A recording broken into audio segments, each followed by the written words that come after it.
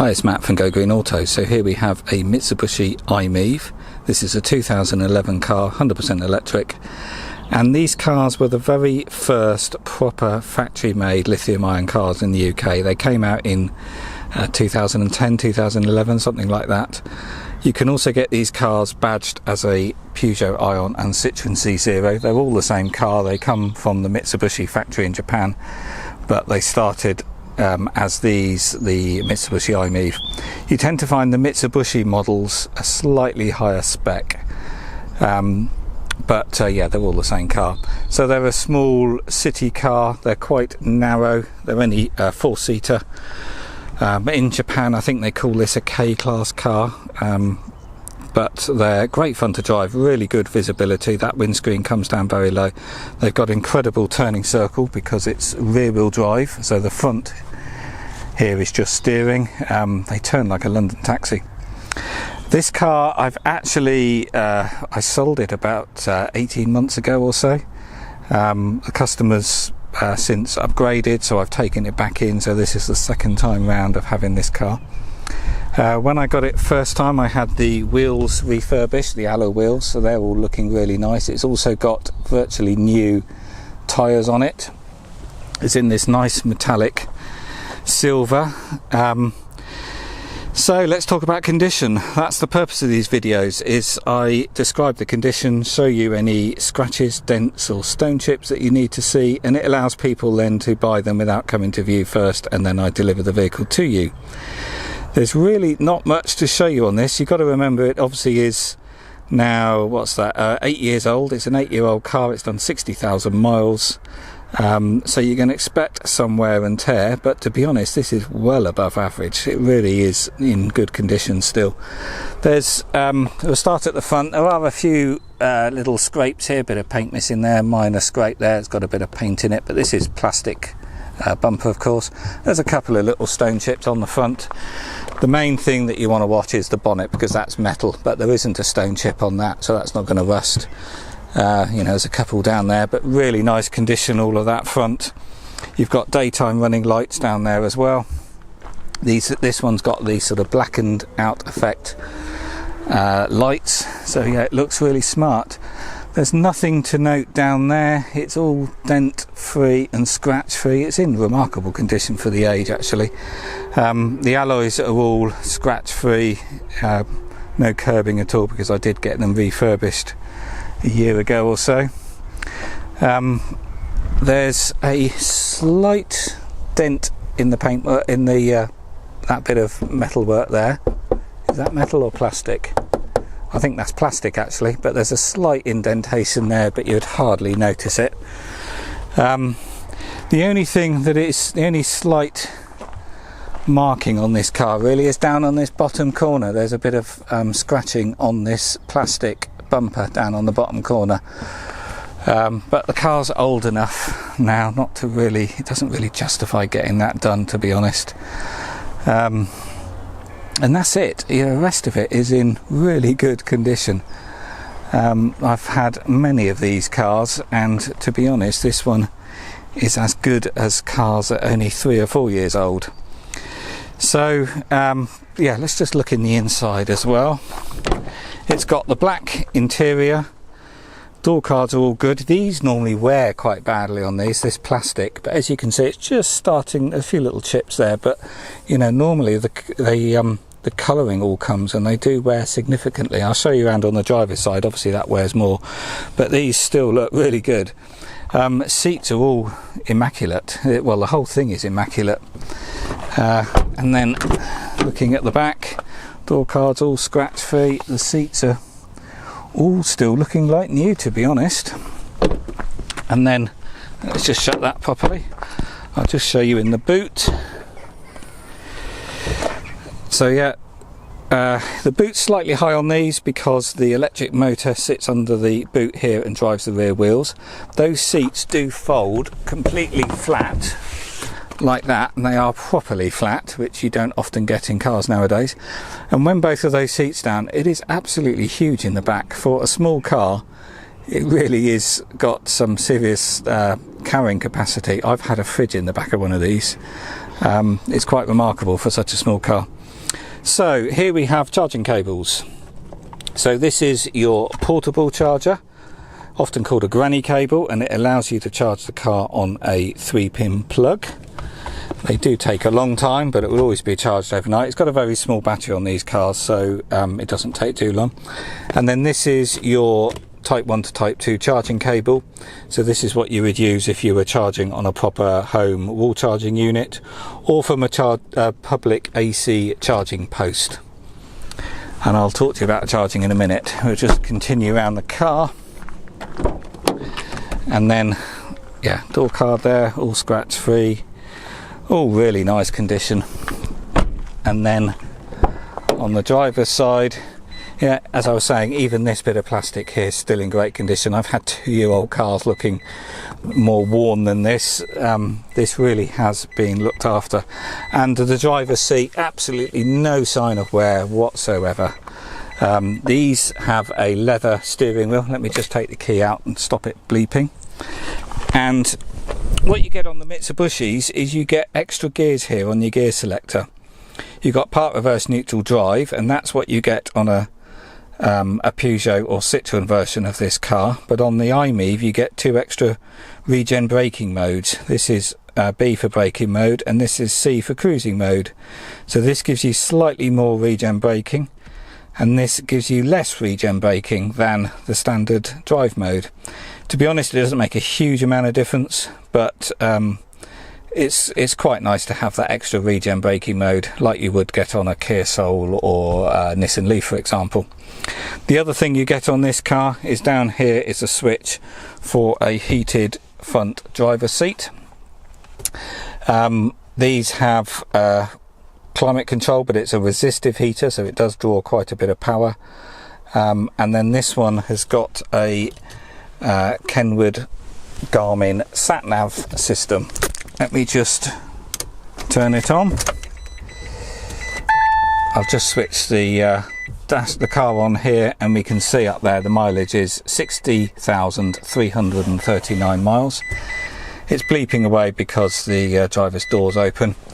And then here we've got the glove box. We have a couple of cables here for connecting USB and that one there, which I'm not sure what that is. Is that the old type of original iPhone? I don't know. And we've got a cup holder here for the passenger, cup holder down here for the driver, 12-volt charging socket. These have automatic lights, so the lights come on automatically. There's a sensor up there in the windscreen. And then your wiper controls. It's got electric folding mirrors on a switch there, electric adjusting mirrors, of course. And here's your touchscreen sat-nav system. Let me just turn it down. It's a bit old-fashioned, but yeah, certainly a lot better than what the other cars have. This has also got Bluetooth as well, so you can pair your phone up, and you've got hands-free.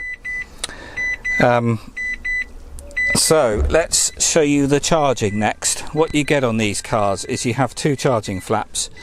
That one down there is for your rapid charge on the other side, and this one is for the AC charging on this side.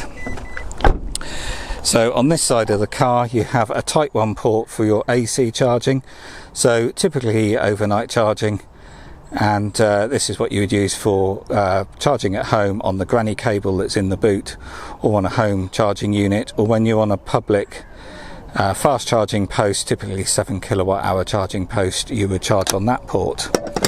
And then on this side of the car is your rapid charger. So this is your DC current. It's a 50 kilowatt CHAdeMO charger, so you get the DC rapid chargers typically on the motorway network, and this is where you'll get a charge from 0 to 80% in about 20-25 minutes on this car. So I'll just show you the paperwork. This has got 2 keys. One is a remote key to activate remote central locking, the other is just a manual key. We've got the V5, and it's had 1 previous keeper. The registration date is 18th of the 3rd 2011. We have got the MOT certificate is until 20th of the 3rd 2020. And here we have got all the original books, including the radio code, key there to take the radio out, and all the original books. And we've also got some receipts and things, I think, in there. What have we got? No, Kenwood books for the stereo. No receipts, just lots of cards and booklets from when it was new. And if I remember rightly, I haven't looked at this recently, but this did have quite a few stamps. Yeah, lots of stamps in there. This was serviced at Mitsubishi, and then that's when I had the car last time, and I changed the front brake pads, the 12-volt battery, and I changed the reducing gear oil in the back axle. So that's the only maintenance you need to do on an electric car, is the pollen filter at the front. You change that every 1 to 2 years. That's very easy to do. You can buy that for about £6 and do that yourself. And then as long as your brakes are fine, which generally they are on an EV because you don't use the brakes too much, then you change your oil in the rear, on the rear axle, on the final drive, every 6 years. And that's it. So once you've once you've done that, you don't service them, you just drive them. So this is all good for another 5 years or so. Everything works as it should do in this car. There's absolutely no fault with anything. And this car's also got a reversing camera. So if I put it down into reverse, we'll see up there on the screen we've got a camera at the back of the car there. So now let's talk about range. These cars have a pretty small battery anyway, so when they're new they only do 60 to 70 miles. This one's obviously 8 years old, so you would expect some battery degradation. What happens with lithium ion batteries is they generally degrade about 1 to 2% a year, so batteries have an incredibly long life. A battery pack will last the life of the car typically, but all that happens is you lose a little bit of range. You don't lose power like you do with a petrol or diesel car, but this one is doing 50 miles range per charge. I've been driving this quite a lot myself recently, and in the summer, well, we're sort of coming into the summer, but in warm weather I'm constantly getting 48, 49, 50 miles, something like that per charge. So if that is within your daily range, then this is a cheap little car to run around in. Obviously there's no road tax on these, you don't need to service them. You've got that granny cable in the back, you can charge it on a normal 3-pin plug, and a charge is only going to cost you about something like £1.50 anyway. So very cheap little run around. You have to bear in mind that is summer mileage without the air conditioning on, so in the winter you might be looking like this might be doing 40 miles to a charge. But this would be a great little run around, doing the school run, picking the kids up, or ideal in the city of London where you can't do that many miles in a day anyway, or maybe on one of the islands like the Isle of Wight or something where you're limited to the amount of roads on the island. So yeah, I'm sure this will find a good home for someone.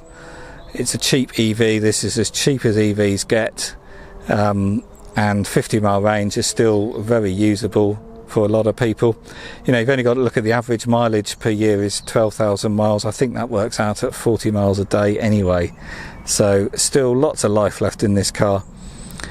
Remember, it has also got the DC rapid charging, so you could do longer journeys on this, and you can rapid charge it in 15 to 20 minutes. But you have to remember, at motorway speeds, the range does drop off if you're going to be driving at 70. So in reality, at motorway speeds, you're going to be wanting to charge this probably every 40 miles or so. But as I say, great little run around for someone. Still got loads of life left in it. So this car is ready and available to go now, so if you're interested then give me a call or email. If you let me know your postcode, I'll work out delivery costs, because I can deliver this anywhere in the country. So if you also want a home charging unit, that typically costs £249 to get installed. That is because buying a second-hand car, you do qualify for the £500 OLEV grant, which therefore reduces the cost of those chargers. I can arrange that. They typically take 1 to 2 weeks to get installed, but this car does come with that portable charger that's in the back. So while that only draws 10 amps and will take longer, whereas a home charger, it will charge at 16 amps, so roughly 60% quicker. You don't really need it on this size of battery. You can charge this on the portable charger because it will always be charged overnight anyway and be ready for the morning. So yeah, great little city EV car here, and as I said, these are the cheapest electric cars available now.